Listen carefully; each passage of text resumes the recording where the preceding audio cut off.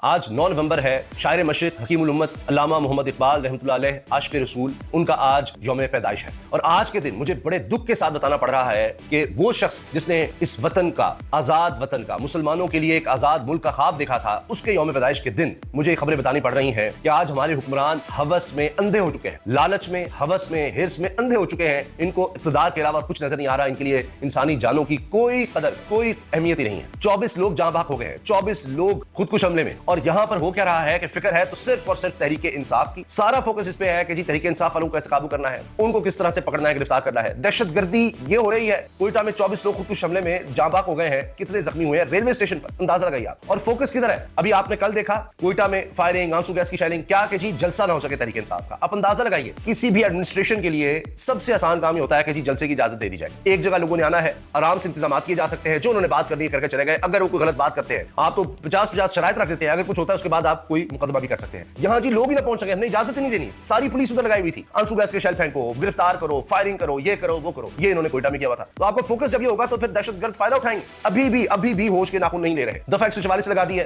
पिंडी में, कर्फ्यू लगा दो जी वहां पर, 4 अजला की पुलिस बुला लो। सवाबी में जलसा है, खैबर पख्तूनख्वा में, पंजाब में नहीं, सुबह पंजाब में जलसा नहीं है, लेकिन पंजाब के अजला की पुलिस पिंडी में बुला लिया, वहां कर्फ्यू लगा दिया, दफा 144 लगा दी। 4 से ज्यादा लोग इकट्ठे नहीं हो सकते, किसी को निकलने नहीं देंगे, कोई रैली नहीं निकल सकती, कोई जलसा जुलूस नहीं हो सकता। अंदाजा लगाइए, ये है हुक्मरान। क्या ये दहशतगर्दी रोकेंगे? इनके लिए वो दहशतगर्दी नहीं है। इसलिए शिबली फराज ने जुडिशियल कमीशन में शिकवा किया कि जी हम तो दहशतगर्द है ना जी, क्योंकि पर्चे उन पर होते हैं दहशतगर्दी। और दहशतगर्द जो है वो असल दहशतगर्द, वो खुदकुश हमले करते रहते हैं। और कहा जाता है जी वही रस्मी जुमले, हम देख लेंगे, हम पहुंच रहे हैं, हम मजम्मत करते हैं, फलां करते हैं। अच्छा, इनकी मजम्मत कर रहे हैं। तहरीक इंसाफ वालों को तो आप जलसा नहीं करने देते। वो जी सवाबी में रोड पर इधर जी NHA की है, ये मोटरवे पुलिस की है, उधर से इधर नहीं आएंगे आप, फलां नहीं होगा, ये नहीं होगा। ये काम आप जितने मर्जी से करवा लें, ये इनका हाल है। ये खबरें इस वक्त आ रही हैं, बड़ा दुख होता है। अब देखिए PTI ग्रैंड जरगा है रावलपिंडी में, दफा 144 PTI ग्रैंड जरगा सवाबी में हो रहा है। क्या इन्होंने मुल्क में हालात पैदा कर दिए हैं? इतना दुख होता है। अल्लाह ताला जो लोग जाँ बाक हुए हैं उनकी मग़फ़िरत फरमाए और उनके लवाहिकीन को सब्र अता फरमाए। अब ये देखिए रेलवे स्टेशन पर ये खुदकुश हमला हुआ है, 24 अफराद जाँ बाक, 40 जख्मी हुए। मासूम लोग देखिए वो इस दहशतगर्दी की भेंट चढ़ गए और यहाँ पर हुक्मरानों को कोई फिक्र नहीं है। वही रस्मी जुमले में आपको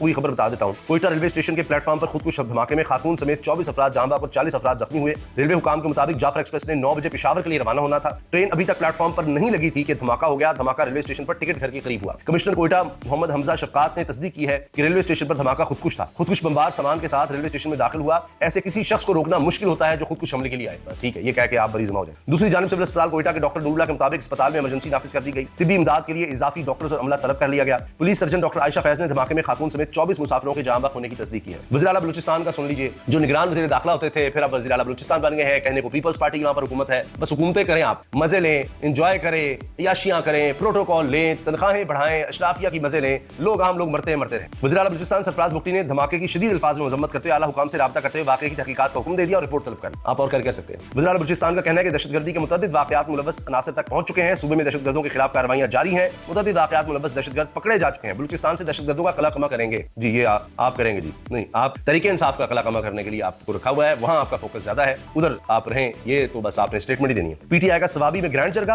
अब अजीब बात लग रही है, खबर भी अजीब लगती है। सवाबी में ग्रैंड जरगा है, पंजाब के 4 अजला से पुलिस की भारी नफरी पिंडी बुला ली गई है। कुछ समझ आती है, कुछ सेंस बनती है? 4 अजला की सारी पुलिस पंजाब की इधर लगा दी गई है जी। पंजाब कांस्टेबलरी, हाईवे पुलिस की 1500 नफरी RPO के हवाले एहलकार आंसू गैस शेल्स और एंटी राइट आलात से लेस होंगे। ये है जनाब फोकस। तहरीक इंसाफ के सवाबी में ग्रैंड पार्टी जरगे और जलसे के मामले में पंजाब हुकूमत भी मुतहरिक हो गई। रावलपिंडी और अटक पुलिस को किसी भी हंगामी सूरत-ए-हाल से निपटने के लिए अलर्ट कर दिया गया। मरीम साहब बाहर गई नहीं है तो क्या हुआ, यहाँ तो ऑटो पर हुकूमत चल रही है। और एक्सप्रेस न्यूज के मुताबिक सेंट्रल पुलिस ऑफिस लाहौर की जानिब से 4 अजला के DPO समेत पंजाब कांस्टेबलरी और हाईवे पेट्रोलिंग पुलिस की 1500 पुलिस फोर्स को RPO रावलपिंडी के हवाले कर दिया गया। सेंट्रल पुलिस ऑफिस ने फोर्स को RPO रावलपिंडी के डिस्पोजल देने का मरासला भी जारी किया। DP अटक, चकवाल, गुजरात, मंडी भाउद्दीन को 200 की नफरी के साथ फौरी तौर पर रावलपिंडी रिपोर्ट करने की हिदायत की गई, जबकि पंजाब कांस्टेबलरी के 500 और पंजाब हाईवे पेट्रोलिंग के 200 नफरी को भी रावलपिंडी और अटक रिपोर्ट करने की हिदायत की। तमाम DPOs और फोर्स RPO रावलपिंडी की स्वाबदी पर मुनसर होगी। RPO इनकी जानिब से मजाज ऑफिसर फोर्स की तैनाती कर सकेंगे। मुरासले के मुताबिक तमाम फोर्सेज फसादात से निपटने के लिए जरूरी आंसू गैस शेल्स और दीगर एंटी राइट आलात से लेस होंगे। फ्यूल और फोर्स की ट्रांसपोर्टेशन, खाने और राइश के इंतजाम की जिम्मेदारी भी CPO रावलपिंडी और DPO अटक के जिम्मे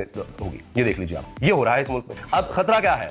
अब हुकूमत को ये लग रहा है कि हो ये तो तहरीक इंसाफ अब अकेली नहीं रही, आगे बहुत कुछ होने वाला है। अंदर की खबर मैं आपको बता रहा हूँ, नई हुकूमत अमली बना ली है अपोजिशन ने तहरीक इंसाफ। उसमें तहरीक इंसाफ के साथ अब फजलुर रहमान साहब की जमात भी आ रही है मैदान में, अख्तर मेंगल साहब भी होंगे, महमूद खान अचकजई होंगे और GDA grand democratic alliance Sindh से वो भी तहरीक इंसाफ के साथ शामिल हो रही है। ये ब्रेकिंग न्यूज अंदर की खबर मैं आपको दे रहा हूँ। अब ये सारी अपोजिशन इकट्ठी होने जा रही है और हुकूमत समझती है कि जुल्म बढ़ाकर हम दूसरी जमातों को डरा देंगे कि देखो हम तहरीक इंसाफ का हल क्या करें, दहशतगर्दी होती है, जो मर्जी होता रहे। नहीं, हमारा मसला तहरीक इंसाफ साफ, हमारा मसला इमरान खान है, तो इसलिए साथ ना शामिल होना। लेकिन लगता है कि पूरा प्लान बन गया है। पीटीआई ने जो एहतजाज का अब प्लान बना लिया है, हुकूमत इस एहतजाज से कबल ही इमरान खान को रिहा करने पर मजबूर हो जाएगी। एहतशाम क्या नहीं, एहतशाम लिबासी ये बड़े जबरदस्त साफी हैं और इन पर पाबंदी भी लग चुकी है, जैसे इमरान खान से मुलाकातों पर। और ये कह रहे हैं कि जी पीटीआई जो एहतजाज का अब प्लान दे रही है, हुकूमत इस एहतजाज से पहले ही इमरान खान को रिहा करने पर मजबूर हो जाएगी। गंडपुर के मुताबिक इस बार कफन या आजादी फैसला होकर रहेगा। इमरान खान की रिहाई तारीखी होगी। अरियाला जेल से बनी गाला पहुंचने में 1 से 2 दिन भी लग सकते हैं। अवामी समंदर होगा, ये खबर दे रहे हैं जी एहतशाम लिबासी। अलीमा खान साहिबा का इंकशाफ है, आप जेल में किसी के पास भी चले जाएं, कानों में आकर लोग बताते हैं कि ऊपर से हमें ऑर्डर आया है कि इमरान खान बच्चों से बात नहीं कर सकते, इमरान खान को अखबार ना दिया जाए, खान को 20 दिन के लिए एक सेल में बंद कर दिया जाए। ये और पूरी दुनिया में हमारा इस वक्त मजाक बना हुआ है, मजाक, क्योंकि हमारे वज़ीर आज़म साहब शहबाज शरीफ साहब जो हरकतें करते फिरते हैं, पूरी दुनिया में हमारा मजाक बना हुआ है। वही ट्रंप जिसने तारीफ की इलॉन मस्क की,